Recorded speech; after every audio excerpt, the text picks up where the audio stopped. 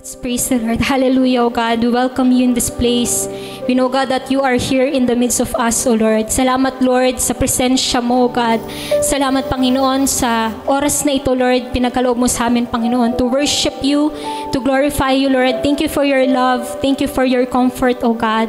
Thank you, Lord God, for each and every one of us, Lord, na nandito po, Lord, na dinako mo, Lord God, ng ligtas, Panginoon, sa lugar na ito, Panginoon. And we allow you to move, Holy Spirit, in the midst of us, O Lord, sa amin pong pag-aaral ng iyong mga salita, Panginoon. Dalangin namin, Lord, gawin mong matabang lupa ang aming mga puso, Panginoon. Lord, we pray, continue to speak to us, Holy Spirit. Tulungan mo po kami, Lord, na maging sensitive, Lord God, sa iyong mga salita, Panginoon, Lord God. Maging sensitive, Lord God, sa iyong pagkilos. At ikaw lamang ang patuloy na mahayag, Panginoong Jesus, sa lugar na to. We do not allow any distractions in this place, in the mighty name of Jesus. And we claim, Lord God, the victory, Lord God, sa umagang ito. Marami pong salamat, Panginoon, sa iyong papurit pagsamba. In Jesus' name we pray. Everybody say, Amen, Amen. Sige, makaupo na po tayong lahat. Praise God. And yan, dumami na po tayo. Batiin naman natin ang ating mga katabi ng magandang umaga. Magandang umaga po sa bawat isa sa atin. Amen.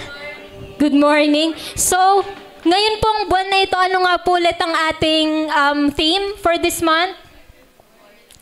Born again this way. Amen. So, kung ang mundo, ang motto nila sa buhay nila ay born this way, di ba yun yung motto ng mundo na ganito talaga kami ipinanganak, pero tayo po bilang mga Kristiyano, ang dapat po sinasabuhay na po natin ay born again in God's way. Amen? In God's way na po. Taas nga po ang kamay ng mga na-born again na.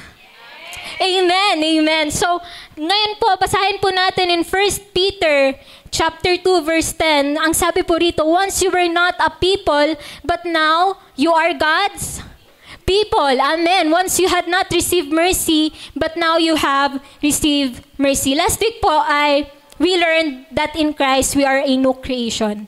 Amen. Na wala na po yung dating ikaw ay nagbago na.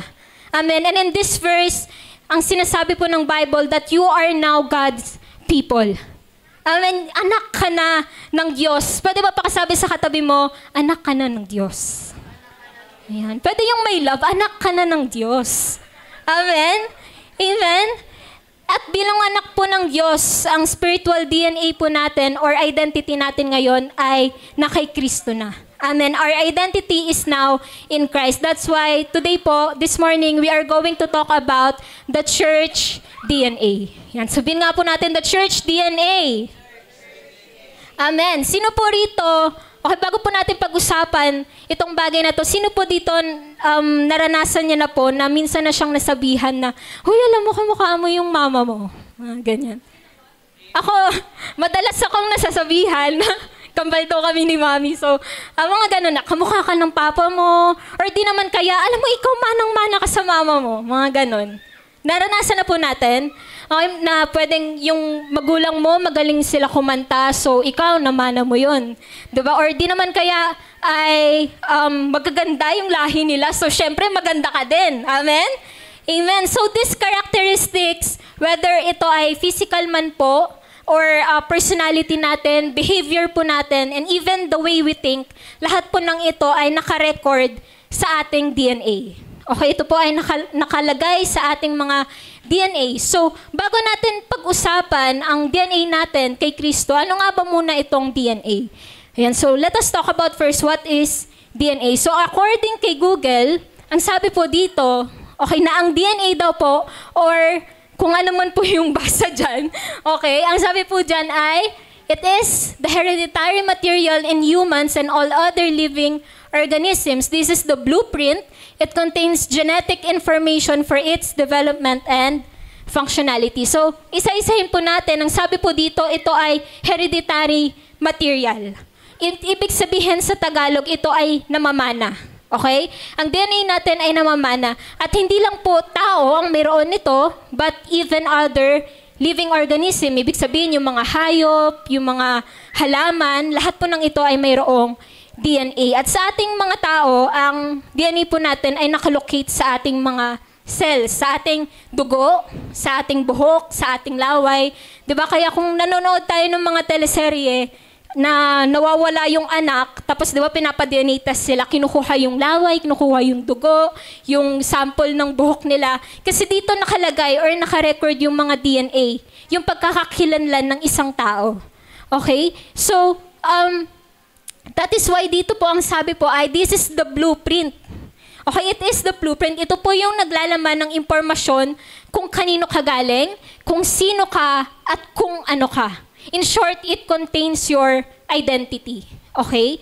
So, kaya 'di ba sa mga crime scenes, 'di ba pag may nakita na halimbawa hibla ng buhok, tas kapag ito nagmatch to sa isang tao, nalalaman kung sino siya. Tama? Nalalaman yung identity niya. Kasi yung DNA, ito yung identity natin. Ito yung nagko-contain ng identity natin. Gaya ng isang blueprint na 'di ba sa isang bahay, pag hindi pa po natatayo yung bahay, lupa pa lang siya, meron pong blueprint, tama po ba? Tapos itong blueprint na to, ito yung nagko-contain ng information, paano siya bubuuin ng engineer. Tama po? Na itong blueprint na to, ang nagko-contain ng information para mabuo ang isang bahay. At ganun din po sa atin, itong DNA natin, ay isang blueprint. Meaning, nasa tiyan pa lang po tayo ng nanay natin, meron na tayong DNA. Okay, meron na tayong DNA. Nasa tiyan ka pa lang ng nanay mo, ay hawak na niya yung information kung kanino ka galing, okay, kung sino ka, at kung ano ka. Ibig sabihin, alam niya kung ano yung paglabas mo sa tiyan ng nanay mo, alam niya kung ano yung magiging itsura mo. Kulay blue ba yung mata mo? Di ba? Matangkad ka ba? At marami pang iba. So, alam ni DNA ito at it is what for development and functionality. Ang sabi po dito, meaning hindi lamang po display si DNA. Hindi lang siya, alam mo yung trip ni Lord, nalilagay lang ni Lord sa katawan natin. Pero si DNA ay may mahalaga pong purpose sa ating mga buhay dahil si DNA lang naman po yung nag-i-instruct kung paano tayo mabubuo, kung paano tayo lalaki, kung paano ka magiging paglaki mo. Okay? And that's why DNA can also be corrupted. Okay, ang DNA po ay pwede rin po siyang ma-damage, pwede siyang maging corrupted. That's why, kung alam, di ba meron pong mga pinapanganak, ay meron na po silang kapansanan. Kasi corrupted yung DNA nila. Meaning, hindi po siya naging maayos during the production stage pa lang. Na, ang DNA po natin ay nadadamage. That's why meron pong mga tao na pwedeng paglabas ng tiyan ng nanay nila ay okay naman sila. Pero biglang 10 years from now ay nagkaroon ng cancer. So, ang corrupted ng DNA ay nagkukos din siya ng cancer. And the worst is, it can lead to death. It can lead to death. And spiritually, we also have our DNA. Amen? Meron po tayong DNA at ang DNA po natin ay corrupted or damaged. It was damaged by sin. Romans 3:23, ang sabi po dito, for all have sinned and fall short of the glory of God. Psalms 51:5, surely I was sinful at birth, sinful from the time my mother conceived me. Yes, we are sinful at birth. Dahil po sa kasalanan na minana pa po natin sa ating mga ninuno. But praise be to God kasi nakilala mo si Kristo. Amen? Praise be to God kasi nakilala mo ang Diyos. Amen? Amen. Nung moment po na tinanggap na natin si Christ, nung tayo po ay na-born again na, Christ's DNA was restored in us. At ngayong yung DNA po natin ay na-restore na, sino na po ba tayo ngayon? Yun ang tanong, sino na tayo ngayon? Okay, ano na tayo ngayon at para kanino na tayo ngayon? At yan po yung tatlong tanong na sasagutin po natin in this morning. So let us talk about the church DNA. Bilang mga anak ng Diyos, ano nga ba po ang ating DNA? 3 truths about our DNA in Christ. First is, pakibasa po. Amen. Okay, we receive Christ redemption. Isa po sa katotohanan na nakatatak na po sa ating mga DNA ay ang katotohanan ng tinubos po tayo ng ating Panginoong Hesus mula sa kasalanan. Yan, sabahan niyo po akong basahin in 1 Peter 1:17-21. Yan, sige, basahin po natin ng sabay-sabay. 1, 2, 3, go! Since you call on a Father who judges each person's work impartially,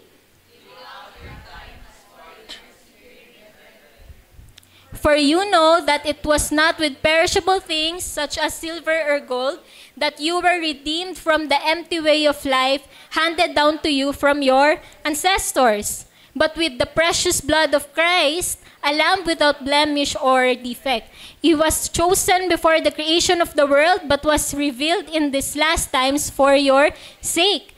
Through him, you believe in God who raised him from the dead and glorified him. And so, your faith and hope are in God. Amen. So, bago po natin i-dig deeper itong text po natin this morning, kung titingnan po muna natin yung context kung bakit sinulat ni Peter, ito pong Book of Peter, it was actually a letter dedicated sa mga scattered Christians. Okay, ito po kasi yung time na nagsimula na yung persecution sa early church, sa early believers. That's why nag-scatter na sila. Like, nagwatak-watak na yung mga believers. During that time, nagkalat sila sa iba't ibang lugar. Kaya kung babalikan natin sa verse 1, ang pakilala ni Peter, sabi niya, Peter, an apostle of Jesus Christ, to God's elect, exiles scattered throughout the provinces of Pontus, Galatia, Cappadocia, Asia, and Bithynia. So dito, kanino daw po naka-address itong letter na to? To God's elect.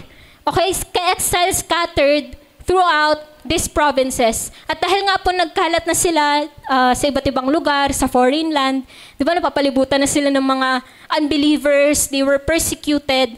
That's why Peter is reminding them in this letter. Tuloy natin sa verse 2. Yan, sabi po rito, who have been chosen according to the foreknowledge of God the Father, through the sanctifying work of the Spirit, to be obedient to Jesus Christ and sprinkled with His blood. Grace and peace be yours in abundance. So dito po ay nire-remind, okay, ang church and even us, okay, na kahit po nakakaranas na tayo ng persecution, ng trials, di ba, na pwedeng ayaw na po natin or nakakapagod, mahirap. Pero dito ay pinapaalalahanan tayo that let us not forget what Jesus did on the cross. Amen? Balikan po ulit natin ang ating text. In 1 Peter 1:18-19, for you know that it was not with perishable things such as silver or gold that you were redeemed from the empty way of life handed down to you from your ancestors, but with the precious blood of Christ, a lamb without blemish or defect. Dahil po sa ginawa ng ating Panginoong Jesus sa krus po ng Kalbaryo, ito na po yung nangyari sa atin ngayon. Sino na po tayo ngayon? We are cleansed and we are healed by the blood of Jesus. Amen? Who we are right now is we are cleansed and we are healed by the blood of Jesus. Tayo po ay nilinis na ng dugo ng ating Panginoong Hesus. Amen po ba? Amen. Na wala na pong bahid ng kahit anong karumihan o kasalanan sa atin. We are now cleansed because of the blood of the Lamb, the blood of Jesus. Di ba po, napag-aaralan po natin na ang tao po ay nabubuo ng body, soul, and spirit. Amen. At yung spirit po natin, ito po ay na-born again na. Nung tinanggap po natin si Jesus as our Lord, ay na-born again na po yung spirit natin. Pero si soul at si body ay nasa process pa ng sanctification. Okay, that is why nagkakasala pa rin tayo. But our spirit, it was born again at dahil po kay Kristo, na siya na pong nakikita ng Lord sa atin, tayo po ay nilinis na. Amen? We are cleansed and we are healed. Wala na pong kamandag or sumpa ng kasalanan sa buhay natin kasi napagtagumpayan na siya ni Kristo. Amen? So, alam niyo po, ang isa pong illustration na to, ay actually ito ay nabasa ko lang nung mahilig kasi ako magbasa ng mga devotionals. Tapos nung nabasa ko to, sobrang amazed ako na ang galing pala ng Lord na hindi pala nagkataon na yung mga ginawa niya, kumbaga, ay talagang merong connected talaga sa ating Panginoong Hesus. Isa pong halimbawa dito ay ang tupa. Okay? Pero bago po yan, sino po dito, may nakagat na ba dito ng ahas? Wala pa naman. O, wala pa naman. Aso, mga ganon. Nakagat ng aso. Yan. So, di ba kapag nakagat ka ng hayop, ay tuturukan ka ng injection. Tama ba? Para gumaling ka. Kapag sa aso, anti-rabies. Pero sa mga ahas po ay, pag nakagat ka ng ahas na may kamandag, anti-venom injection. Okay, yung, inaano po, ang pampagamot para po mawawala yung kamandag ng ahas. At alam niyo po ba na yung kamandag, yung anti-venom na injection na ito, ay galing po siya sa dugo ng tupa. Okay? Galing po siya sa dugo ng tupa. At actually, bago pa siya malaman ng mga scientists na na itong anti-venom na to ay galing sa dugo ng tupa, ang una nilang ginagamit ay mga kabayo. So yung process po nito ay tuturukan nila ng kamandag, yung kabayo, tapos yung kabayo, syempre, magpo-produce siya ng antibodies sa katawan para labanan yung kamandag sa katawan niya. And once na matalo na ng kabayo yung kamandag na yon, ay pwede na kunin yung dugo niya para i-fertilize, i-process, at gawing anti-venom.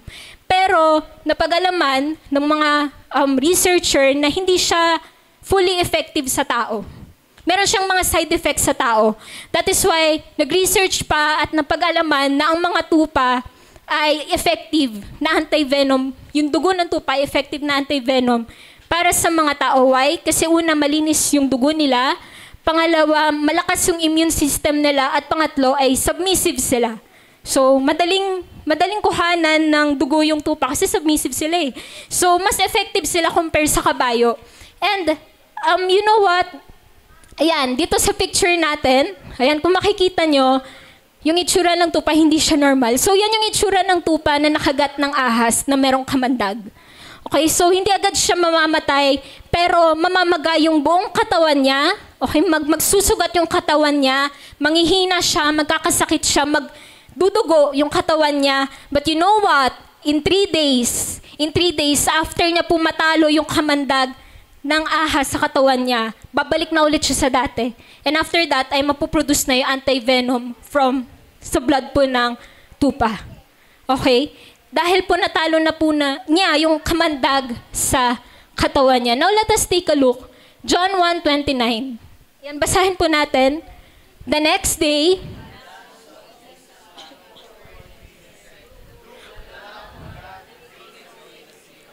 Amen. The Lamb of God who takes away the sin of the world. Jesus Christ is the Lamb of God. Amen. Jesus Christ suffered on the cross. Dala-dala po yung kasalanan natin. But in 3 days, gaya ng nangyari sa tupa, muli po siyang nabuhay para tayo po ay linisin at pagalingin sa ating mga kasalanan. Dahil po sa dugo ng ating Panginoong Jesus, we are now cleansed, we are now healed from all iniquities, we are now free from sin. Amen? Imagine, wala nang kahit anong kamandag ng kasalanan ang makakatalo po sa atin dahil sa ating Panginoong Jesus. At hindi lamang po yun, we are also victorious because of Jesus.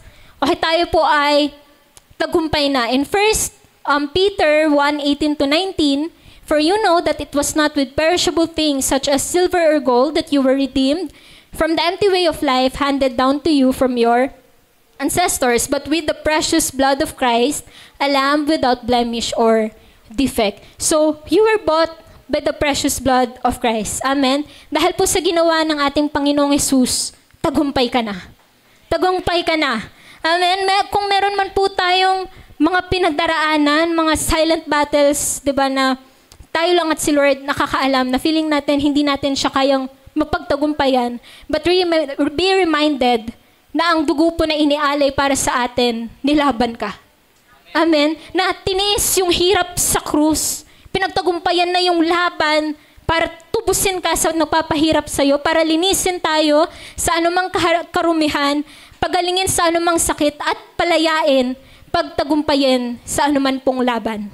Amen. Jesus won the prize para ikaw po ay maging matagumpay rin. Kaya sabihin mo ngayon kay Kristo, ako ay tagumpay na. Amen. Palakpakan po natin ng Lord. Ayan, so, yun ba yung number 1, we receive Christ redemption. Pangalawang bagay po na makikita natin ngayon sa ating DNA is we reflect Christ character. Okay, we reflect Christ character. Ang DNA na po natin ngayon bilang mga Christians ay nire-reflect na po nito yung character ng ating Panginoong Jesus. 1 Peter 1:13-16, and basahin po natin ulit. Samahan niyo po ako. Therefore, Set your hope on the grace to be brought to you.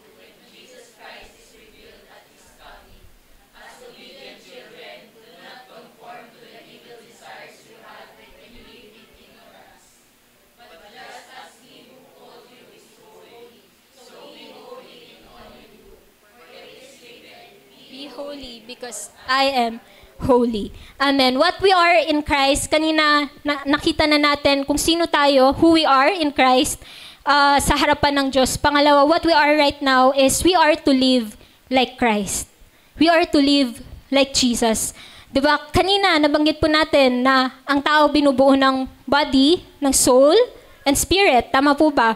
Nung tinanggap po natin si Christ, na born again na po yung spirit natin, na bago na po ito, the old has gone, the new has come. And our identity now in Christ is in Christ na po. Okay, our identity is now in Christ. Kung sino po tayo ngayon, nakasalalay po siya sa kung ano yung ginawa ni Jesus sa atin. We are forgiven, we are righteous, we are blessed, we are redeemed. Kumbaga lahat po ng spiritual truth, okay, ay nasa atin na. Pero yung soul and body natin ay ongoing pa rin yung sanctification into Christ-likeness. That is why in this verse, the Bible is reminding us that the one who calls us is holy. So be holy. Ibig sabihin, we still have our part. Okay, hindi pa tayo perfect katulad ni Jesus. Hindi tayo perfect katulad ni Jesus.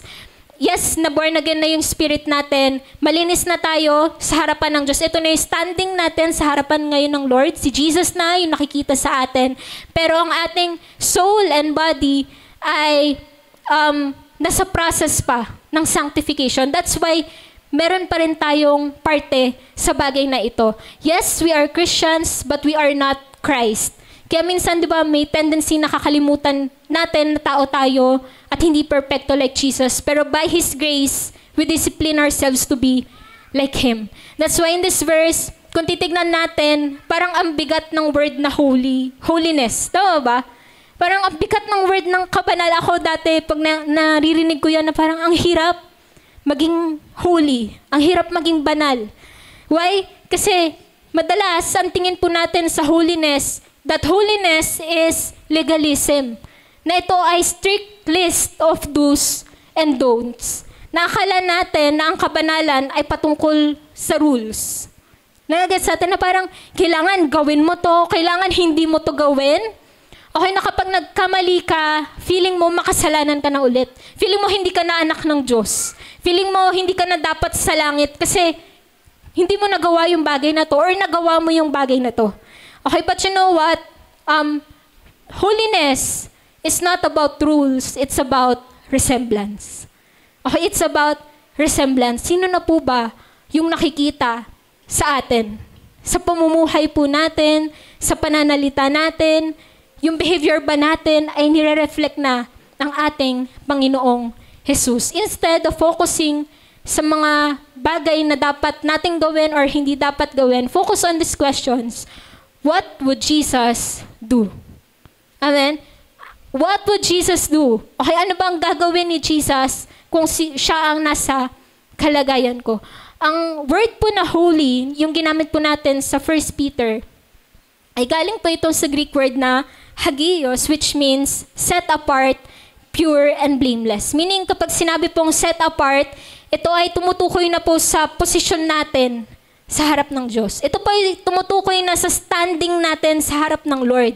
At yung redemption ni Christ, di ba kanina, pinag-usapan natin that we are redeemed by Christ. Yung redemption po na natanggap natin kay Kristo, ito po yung nagdala sa atin sa katayuan, sa isang holy standing sa harap ng Lord. Amen. At dahil nga po set apart na tayo, okay, tayo po ay hiniwalay na sa kasalanan. Ibig sabihin, we do not belong here dahil panglangit ka na. Panglangit ka na. Kaya dapat, hanggat nandito pa tayo, ay tinitrain natin yung ating mga sarili sa ughaling panglangit. Hello? Amen? Alam niyo, meron akong napanood na preaching, sabi ng pastor, dito nga lang sa lupa, hindi tayo makapag-worship. Paano pa sa langit? Puro worship doon. Hello? Diba na dapat na hanggat nandito pa lang po tayo, ay tinitrain na natin yung sarili natin sa ugaling panglangit. Because holiness is a lifestyle.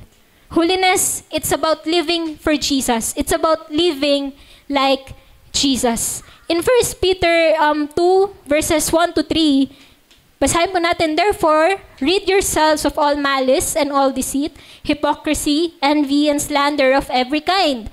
Like newborn babies, crave pure spiritual milk, so that by it you may grow up in your salvation, now that you have tasted that the Lord is good. Amen. Holiness po, it is a lifestyle. It is an everyday discipline, training yourself to be like Christ by spending time with Him. Diba? Sa pamamagitan ng paglalaan ng oras kasama ang ating Diyos. Kasi, diba, paano nga naman makikita si Kristo sa atin kung hindi naman tayo nagsispend ng time sa Kanya. Amen? Gaya ng, diba, sabi nga ng iba, tell me who your friends are, diba? And I tell you who you are. Kasi kung sino yung lagi nating kasama, yun yung nagiging tayo eh. That's why, nung tayo po ngayon ay na-born again na, dapat, what we are right now, yung standing po natin ngayon sa harap ng Diyos is to live like Jesus, to live like Christ. And second po is to love like Christ. Ayan, what we are right now is to live like Jesus, and what we are right now is to love like Jesus. Amen? Ang magmahal po katulad ng kung papaano pong nagmamahal si Kristo. Balikan po natin ang ating text in 1 Peter 1:22 to 23. Ayan. So now that you have purified yourselves by obeying the truth, so that you have sincere love for each other, love one another deeply from the heart. For you have been born again, not of perishable seed, but of imperishable, through the living and enduring word of God. Love one another deeply from the heart. Ito po yung sinasabi ng Bible. Church, mahalin po natin ang church. Mahalin po natin ang bawat isa. Wala na po sa DNA natin ang hindi nagmamahal sa church. Tingnan mo yung katabi mo ngayon. Tingnan mo. Mukha man siyang hindi ka mahal-mahal. Okay? Pwedeng nasaktan ka niyan, mga ganyan. Pero alam mo, kahit ganun pa man, mahal yan ng Lord. Amen? Mahal yan ng Lord. At dahil parte na rin po tayo ngayon ng pamilya ng Diyos, we ought to love one another. Amen? We ought to love one another, to support, to protect, and to help one another. So, gusto ko lang po i-share na itong short na testimony para rebuke sa akin ng Lord. Kasi ako po kasi hindi ako masyado ma-social media. So, hindi ako masyado ma-Facebook, ma-messenger, ganyan. Ginagamit ko lang talaga siya pag kailangan ko siyang gamitin. Like, kunwari, kailangan kong makipag-communicate. Mga ganun lang. So, hindi ko talaga siya masyadong ginagamit. And I think if like last month or nito lang, pero nito lang siya pinaalala ng Lord sa akin. Na meron po kasing isang tao na kaklose ko tong taong to sa church natin. Tapos, pinasabi niya sa isa pang tao, nasabihin daw sa akin, na magparamdam naman daw ako kasi nagchat-chat lang daw ako kapag may kailangan ako. Okay? So, ayun, aminado naman ako doon na nagchat-chat lang ako madalas pag may kailangan talaga akong like sabihin sa isang tao, mga ganun. So, tinamaan ako doon. Like, na-rebuke ako talaga na kahit before pa naman kasi, madami nang nagsasabi sa akin na ganun. Especially sa mga relatives namin, like sa abroad, mga ganyan na, hindi kasi ako pala chat na tao. So, minsan may mga tampo sila sa akin na hindi ko sila nabati nung birthday nila. Yung mga ganun. So, ako, ang reason ko lang nun, kasi hindi ako nag-Facebook, mga ganyan. Or hindi ako, busy ako. Mga ganun. Like, busy ako, wala akong time para mangumusta pa ng tao. May mga ganun akong kaisipan before. Pero dahil nalaman ko to dun sa taong kaklose ko, ay na-rebuke ako. Tapos, syempre, humingi ako ng tawad dun sa taong yun. Nag-reach out ako. Sabi niya, joke lang daw yun. Pero iba yung tama niya sa akin eh. And nagpa-reflect talaga kami ng Lord na sabi sa akin talaga, impression ng Lord sa akin kasi hindi naman tama yun. Na hindi ko na pala namamalayan na nadi-disconnect na pala ako or like nawawalan na ako ng empathy, nawawalan na ako ng care ng pakialam sa mga tao na gusto ng Lord na i-reach out ko. Na gusto ng Lord na iparamdam ko yung love niya, na gusto ng Lord na iparamdam ko yung care niya, na nawawala na pala sa akin yung bagay na yun. And, ayun, so, yan, sa mga hindi ko man po na-chat dyan, sorry na po. Okay, so, ayun, ay isa po yun sa mga lesson na natutunan ko lately. At napaka-importante talaga na ina-express natin yung love natin sa bawat isa. Gaya nga ng sabi dito, love one another deeply. Amen? Your brothers and sisters in Christ, kailangan ka po nila. Kailangan nila yung kamusta mo, kailangan nila yung panalangin mo, kailangan nila kahit, alam mo yun, isang ngiti mo lang, makita ka lang niya dito, isang yakap lang, isang pagbati lang, ay kailangan ng bawat isa sa atin. And if ever man na may mga issues, ay magpatawaran tayo kasi wala na sa DNA natin yung hatred, yung apathy. Dapat wala na yung envy or inggit. Pero kung nahihirapan man tayo na gawin ito, let us ask God. Kasi kung tayo lang din naman, di naman natin talaga kayang magmahal eh. Di naman natin kayang magpatawad. But by God's grace, ay magagawa po natin. Amen? Magagawa po natin. So what we are now is to live and to love like Jesus na siya pong unang nagmahal sa atin. Ang mamuhay at magmahal katulad ni Kristo. Amen? So ano nga po ulit yung una? First is we receive Christ's redemption. Yan, tayo po ay nilinis, pinagaling, pinalaya na ng dugo ng ating Panginoong Jesus. Pangalawa po is we reflect Christ's character. Amen. To live and love like Jesus. And last is, we represent Christ's kingdom. Amen. We represent Christ's kingdom. In 1 Peter 2, verses 9 to 10, basahin po natin ito ng sabay-sabay. But you are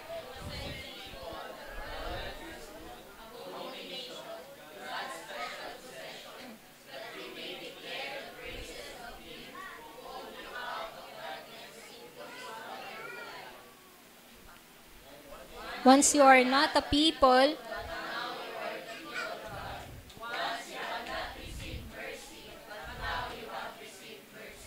amen. Now that we are born again, we now belong to God's kingdom. At nire-represent na po natin ngayon si Kristo dito po sa lupa. Where we come from, kanina nasagot na natin sino tayo at ano tayo ngayon sa harap ng Diyos. Ngayon, where we come from God's chosen people.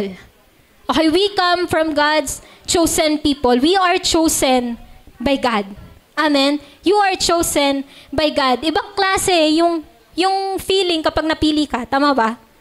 I mean, like imagine sa mga nag-a-apply ng work, di ba? Ang dami-daming nag-apply, na mas magagaling, ang dami nag-apply.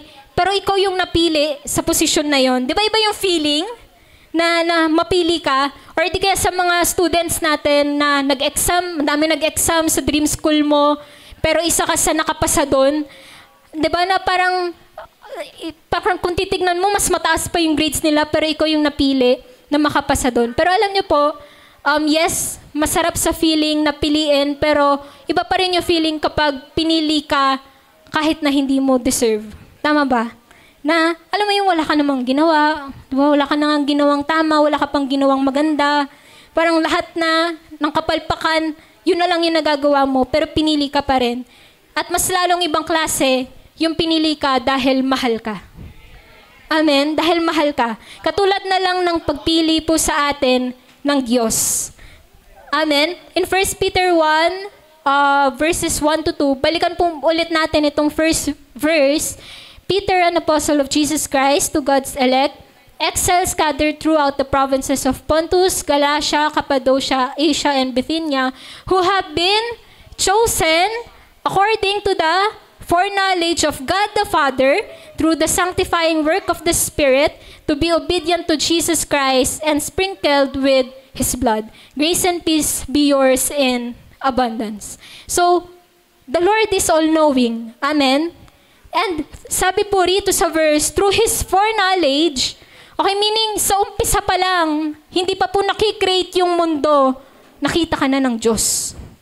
Nakita ka na ng Lord. Nakita na niya na nakaupo ka ngayon dyan. Imagine, hindi pa nabubuo yung mundo, wala ka pa ngang malay, nakita ka na ng Lord na nakaupo ngayon dyan, nakita ka na ng Lord na nag-worship sa Kanya, nakita ka na ng Lord na naglilingkod sa Kanya, nakita na ng Lord na pinili mo yung anak niya. That is why God chose you.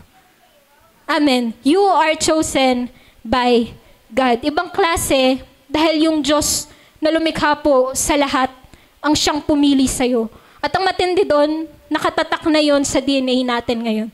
Sa identity natin sa harap ng Diyos. Yes, may mga panahon po na mahirap, di ba, na nangihina po tayo, nanlalamig.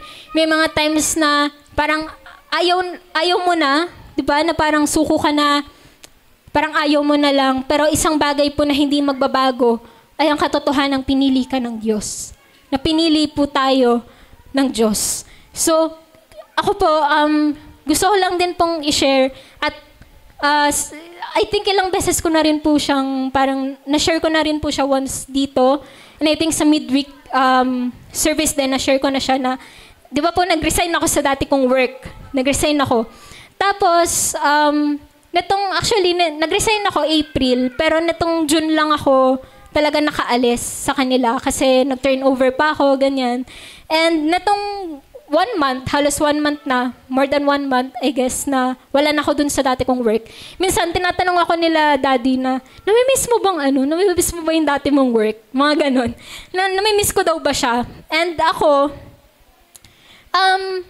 parang, napapareflect ako, namimiss ko nga ba yung dati kong work? Kasi ang daming opportunity po talaga na nangyari sa akin dun sa dati kong work, na dahil nga sa industry ng media yung work ko, alam mo yun na direct ako nakakapag-communicate or nakakamit ng mga artista, ganyan. Nakakapag-work with directors. Tapos, madaming opportunity. Dahil din dun sa work ko, ilang beses akong nakapag-travel. Hindi ko makalimutan yung nagbalisin island kami, na yung way lang para makapunta ka doon ay private plane. So, nag-private plane kami. Parang feeling namin nun, VIP kami kasi 9 lang kami dun sa aeroplano. Mga ganong bagay. So, ang daming opportunity na talagang masasabi kong pinagpapasalamat ko din sa Lord because of that work. Pero syempre, may mga downsides din siya. Dahil nga, nasa industry kami. So, totoo yung sinasabi nila na hindi natutulog ang balita. Mga ganun. So, in 24 oras talaga. Although wala ako sa balita, pero nasa media ako.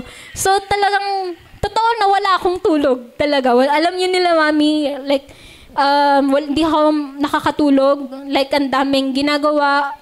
Lumabot pa sa point na parang 4 na araw na shoot namin sunod-sunod na wala akong tulog at all.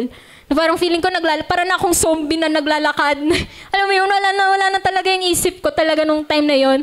And ang dami talagang nangyari na napabayaan ko yung, of course, yung sarili ko, napabayaan ko din yung health ko, napabayaan ko rin even my ministry. Na dumating sa point na natatamaan na yung Saturday, Sunday ko. That's why hindi na ako nakaka-attend even sa online kasi may shoot kami. Mga ganun. So, ang daming downsides niya, which is, dun ko na-reflect nung time na yun talaga na hindi to yung lifestyle na gusto ng Lord sa akin.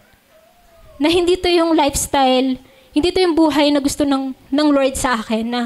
Na alam mo yun, na hindi ako nakakapaglaan ng time for Him. Na pati yun, nagiging struggle ko na siya. That's why, nung time na yun, nag-resign ako. Umalis ako dun sa dati kong work. And masasabi ko na kapag sumusunod tayo sa Lord, is meron din talagang balik or merong blessings. Kasi after that, binigyan ako ng Lord ng bagong work, which is yung pinagpipray ko na work from home. Then, so, ayun, sa bahay na lang din ako. At isa dun sa pinagpapasalamat ko sa work ko din ngayon na, mas may time na ako sa Lord. And even sa family namin, na kahit 3 months pa lang ako dun sa work ko na yun, masasabi ko na kung i-compare ko din yung buhay ng family namin sa ngayon, ay grabe din talaga yung ginawa ng Lord sa amin financially. Although may mga struggle pa din kami, hindi naman nawawala yun, pero si Lord hindi nagkulang talaga. Talagang nandun yung provision, nandun yung blessings kapag sumusunod tayo sa Diyos. At pag nagsastand firm tayo, na pinili tayo talaga ng Lord. Amen? Amen. And you know what? Yun talaga matatestify ko na kapag pinili ka ng Lord at patuloy tayong sumunod, nilakaran talaga natin yung path na yun, nandun talaga yung blessing ng Lord. Hindi ka pababayaan ng Panginoon. Amen? We are chosen by God. Tayo po ay pinili ng Panginoon. At pangalawa is, we come from a royal priesthood. So, hindi lang po tayo galing from God's chosen people, but we also come from a royal priesthood. Okay, in 1 Peter 2, 9 to 10, but you are a chosen people, a royal priesthood, a holy nation, God's special possession, that you may declare the praises of Him who called you out of darkness into His wonderful light. Once you were not a people, but now you are the people of God. Once you had not received mercy, but now you have received mercy. Hindi lamang po tayo pinili ng ating Diyos, pero meron na rin tayong bagong role. We are a royal priesthood. Amen. We are a royal priesthood. And as a royal priesthood, meron po tayong dalawang bagay na dinadala sa Diyos. First is we bring glory to God. Amen. As a royal priesthood, we bring glory to God. In 1 Peter 2, verses 4 to 5, as you come to Him, the living stone rejected by humans but chosen by God and precious to Him, you also, like living stones, are being built into a spiritual house to be a holy priesthood, offering spiritual sacrifices acceptable through Jesus Christ. Yan, ang buhay na po na meron tayo ngayon ay para na sa Lord. Amen? Na kahit po na nasan man tayo, nasa school, nasa work, or kahit nasa bahay ka lang, in everything we do it now for the glory of God. Ang buhay po natin ngayon ay isa na pong spiritual sacrifice offering sa Panginoon. At hindi lamang yon, but we also bring people to God. Hindi lang we bring glory to God, but as a royal priesthood is we bring people to God. 1 Peter 2 to verse 9. Basahin po natin ito. Ay, sige, basahin po natin ng sabay-sabay. Ngunit,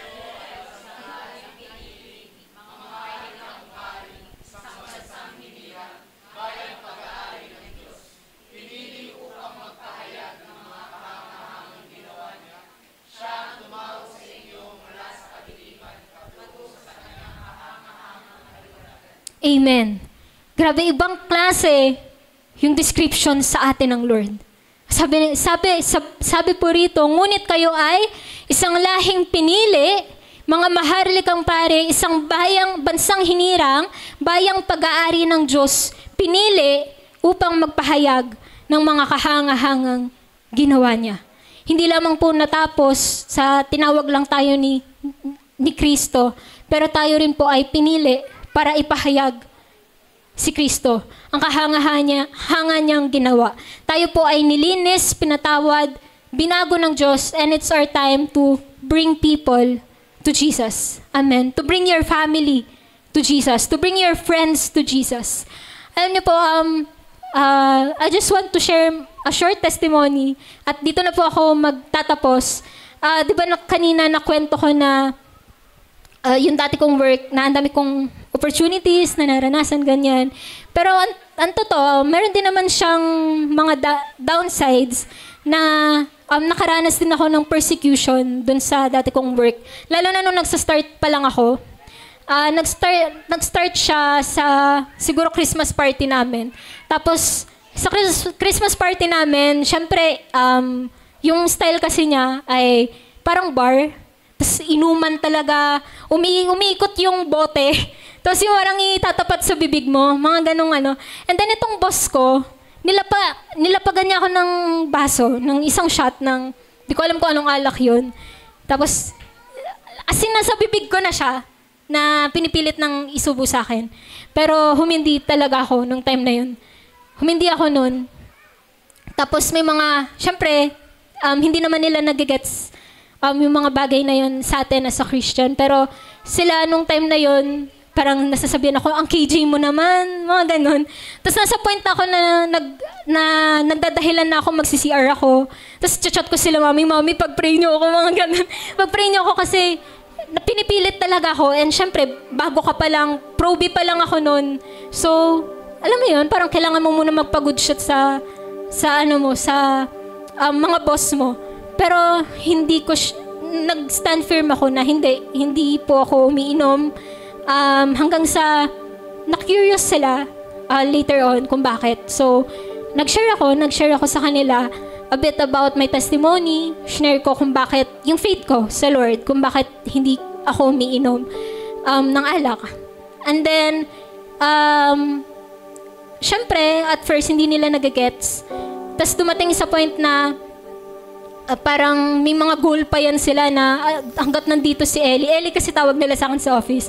So hanggat nandito si Ellie, hindi dapat mapainom natin siya. Dapat yung unang shot niya dito, parang ganon, yung goal nila. Pero nag-stand firm ako nun sa faith ko sa Lord. And nagulat na lang ako one time, yung boss ko na siya mismo yung gusto magpainom sa akin, ay tinawag niya ako. Tapos sabi niya mag-pray daw kami. Pray kami in front of the whole company nung time na yun, which is never nilang ginagawa kasi hindi nila kultura yung ganun eh. Para sa kanila parang corny na KJ yung mga ganung bagay, walang mga ganun sa kanila.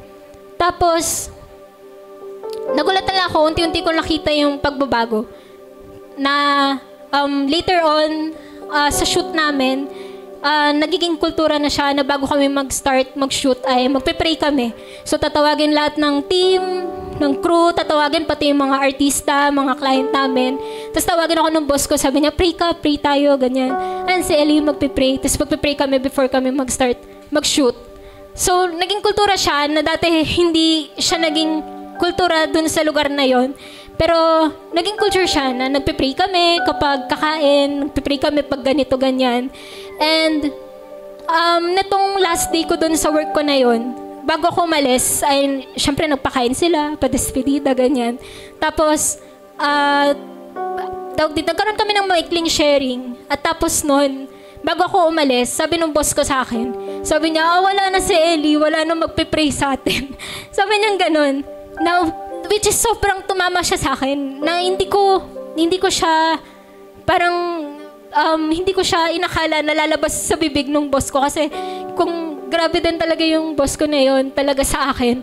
Isa siya sa mga naging struggle ko dun sa work ko na yon. Pero nagulat ako na sinabi niya na wala nang magpe-pray sa atin. Yan sa shoot, wala na tayong taga-dasal, sabi niya ganun.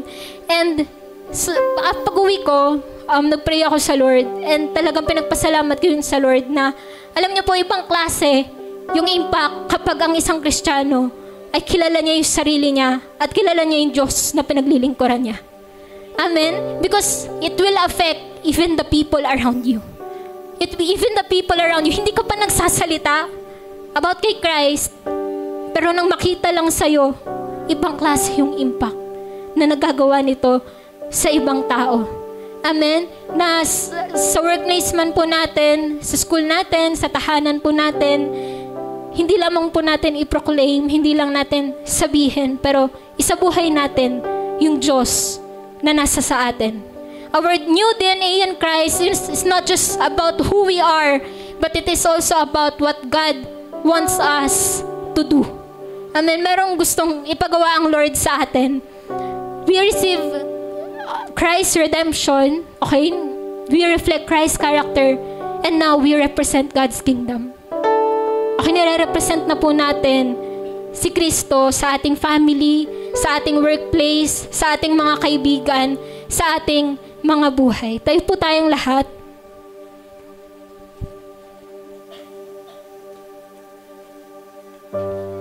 Patuloy po tayong lumapit sa Lord. Let's close our eyes. Hallelujah.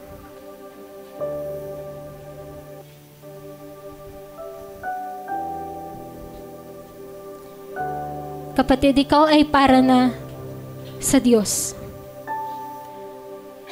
Marahil may mga sitwasyon na nakakalimutan na natin. Nakakalimutan natin kung sino tayo sa mata ng Diyos. Nakakalimutan na natin kung paano tayo tinitignan ng Diyos. But now, God is reminding us of who we are. The Holy Spirit is reminding you na tayo ay tinubos na ng ating Panginoong Jesus.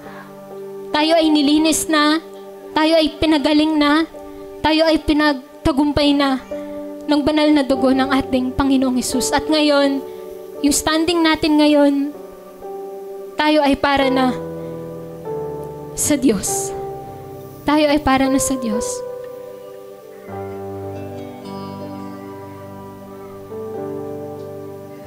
Who am I that the highest King would welcome me? I was lost, but He brought me in. Oh, His love for me. Oh, His love for me.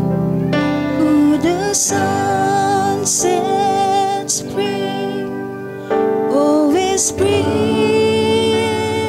deep, I'm a child of God, yes I am.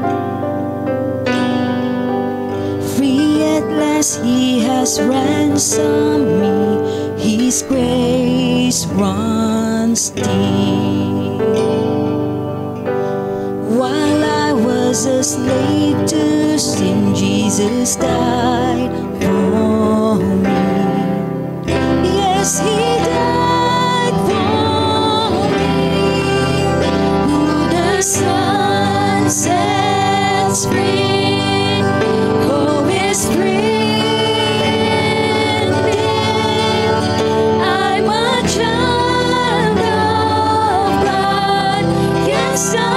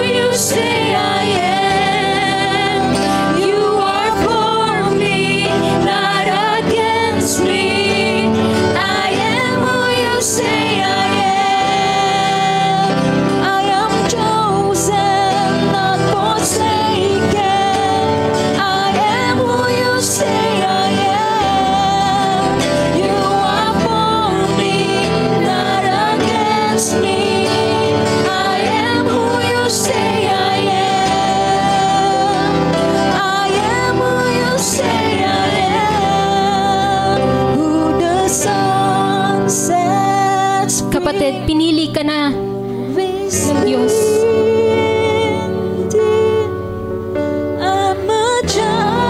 Ikaw ay para na sa Diyos. God is telling you right now, anak kita, akin ka.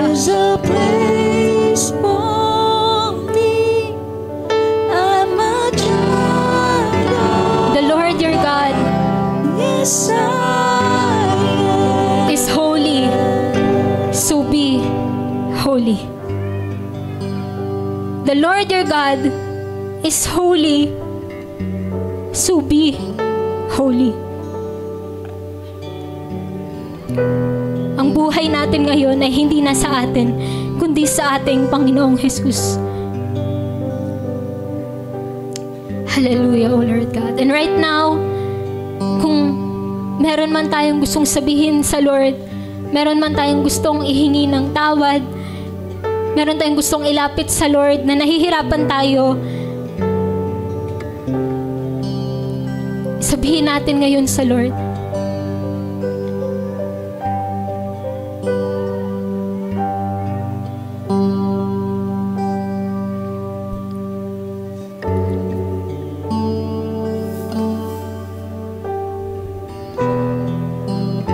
Hallelujah, Lord. Thank you, God, for reminding us of who we are in front of you, Lord God. Thank you, Lord God, dahil kami, Lord God, ay pinili mo, Panginoon. Kami ay pinatawad mo, kami ay nilinis mo, kami ay pinalaya mo, O Lord God. At ngayon, Lord God, na kami, Lord God, ay binago mo na. Patuloy, Lord God, tulungan mo kami, Lord God, na mamuhay para sa iyo, Lord God. To represent you, Lord God, sa mundo pong ito, Lord, to represent you in our family, to represent you, Lord God, sa aming mga school, sa aming church, sa aming mga kapitbahay, aming office, aming mga kaibigan, barkada, O Lord God.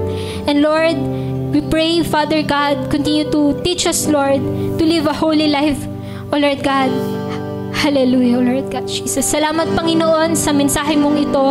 Patuloy, Lord God, na ikaw ang magtapos ng mensahe mo itong sa buhay po ng bawat isa sa amin. Salamat, Lord, dahil kami, Lord God, ay pinagtagumpay mo na. Salamat, Lord God, dahil kami iyong mga anak na, Panginoon. Hallelujah. Pinupuri ka namin, Diyos amang makapangyarihan sa lahat. Come on, palakpakan natin ang Lord. Hallelujah. We worship you, Father. We glorify your name. All this we pray in Jesus' name. In Jesus' name, amen.